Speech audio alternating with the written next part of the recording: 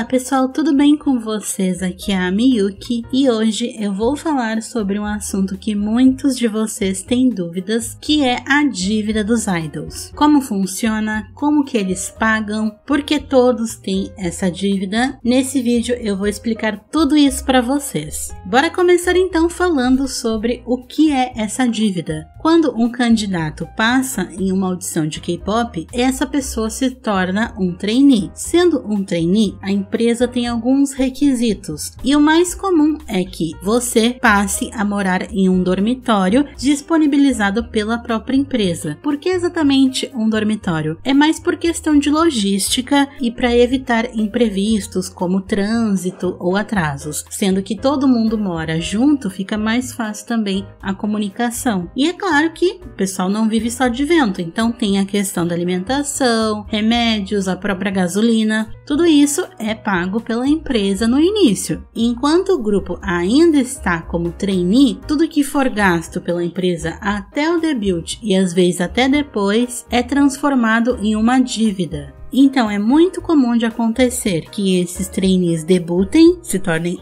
idols, mas que fiquem sem salário porque todo o lucro que eles recebem vai ser para quitar essa dívida. Então, quanto mais sucesso o grupo fizer logo de cara, mais rápido os idols vão conseguir pagar. E uma vez que essa dívida é paga, aí sim os idols vão começar a receber salário.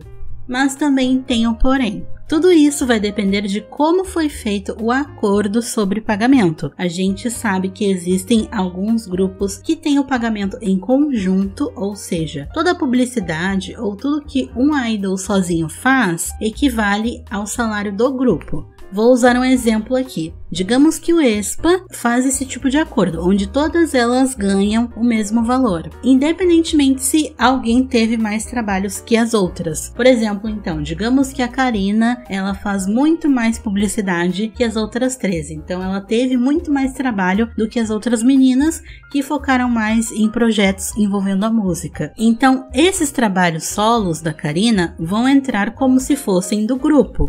Porém, isso depende do contrato que a empresa faz. Tem alguns contratos que não são assim. Hoje em dia é mais comum que os contratos sejam feitos individualmente. Então, alguns integrantes conseguem pagar essa dívida, já outros demoram um pouco mais. Isso acontece porque os grupos demoram para debutar. Então, pensem comigo. São 2, 3, 4 anos investindo, pagando tudo. Então, é claro que os grupos demoram para pagar. Então, o tempo para quitar é muito relativo. Tudo vai depender do quão bem estabelecido um grupo for logo no debut. E é exatamente por esse motivo que as empresas cobram bastante dos trainees, porque elas investem muito nessas pessoas, então elas querem ter o retorno tanto para poder melhorar quanto para trazer mais conforto para os próprios membros. E nesse ponto é onde o marketing é muito importante, porque se uma empresa tiver um bom marketing, esse marketing vai trabalhar para que o investimento seja o menor possível. Nisso, alguns grupos conseguem parcerias com salões de beleza, maquiadores, que estão começando também, afinal sempre tem algum estabelecimento que está ali no início e que pode ajudar, um vai ajudando o outro. Mesma coisa com a questão dos figurinos, é tudo feito na base de parceria para que o gasto seja menor possível. Porém, em alguns pontos não tem como economizar. Por exemplo, a questão de participar de feiras e eventos. Muitas vezes, quando se é um grupo pequeno, você não é convidado para esses eventos e os grupos têm que pagar se quiserem se apresentar. Só que é claro que não é muito barato, até porque são eventos que vão outros artistas e sempre tem algum custo. Não esquecendo, é claro, dos programas de música, que são caríssimos, e as emissoras têm preferência pelos grupos que são mais populares, até porque tudo se trata de audiência. E um grupo vindo de uma empresa pequena que acabou de debutar, que as pessoas mal conhecem, conhecem não terá privilégio nenhum, pegará o pior horário e talvez o retorno nem seja tão bom. É por isso que existem alguns grupos que levam anos para pagarem as suas dívidas. A gente também tem o exemplo do Luna, que foi um grupo que a Blockberry Creative, a empresa delas, acabou sendo exposta por não pagar os funcionários. Era a equipe de coreografia, maquiadores e figurinistas reclamando que estavam trabalhando com um grupo de graça, porque a empresa não tinha dinheiro para pagar. Na época também foi exposto o caso da Chu, que era a membro mais popular do grupo, e nisso ela era empurrada para tudo quanto é tipo de atividade, justamente para que esse dinheiro fosse levantado através dela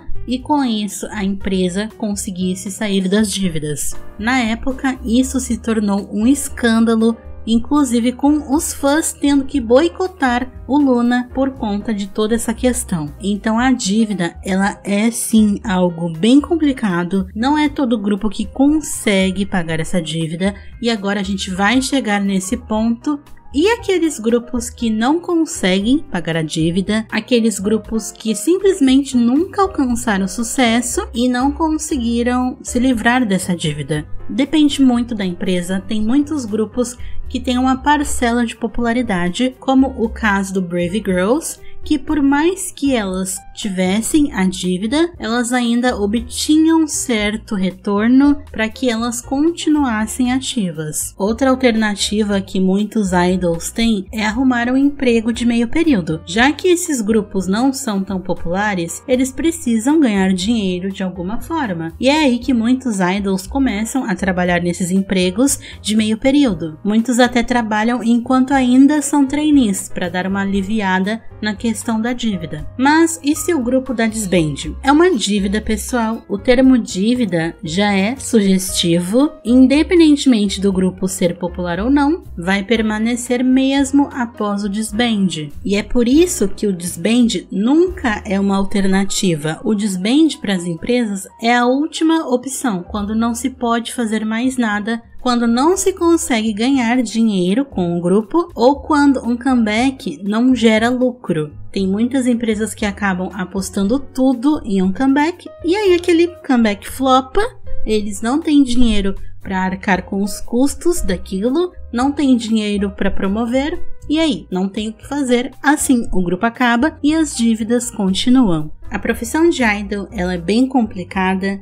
Não é todo grupo que vai se tornar popular, tem grupos que insistem muito, tentam, ficam anos, mas não adquirem um retorno, não adquirem um patrimônio. Ainda tem muitos idols na indústria que não são ricos, a gente tem essa visão que todo idol é rico, que tem dinheiro, mas a maioria ainda mora em dormitórios, é claro que um pouco melhores do que quando eles eram trainees, mas não deixa de ser um dormitório. Nem todos os integrantes do grupo têm tantos trabalhos e tá cada vez mais difícil algo viralizar. Tá cada vez mais difícil um grupo que não é de uma empresa grande debutar e se tornar popular e conseguir competir com vários outros. E é isso, pessoal. Qualquer dúvida que vocês tiverem sobre esse assunto, deixem nos comentários que eu posso trazer mais um vídeo apenas para falar sobre elas. E me contem também as suas opiniões sobre esse sistema de dívidas.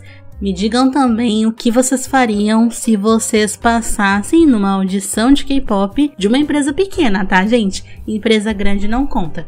De uma empresa pequena e chegasse esse contrato com esse acordo que você teria que pagar uma dívida muito grande depois que debutasse. E aí, vocês fariam ou não esse acordo? Vejo vocês no próximo vídeo. Kisses, let it go!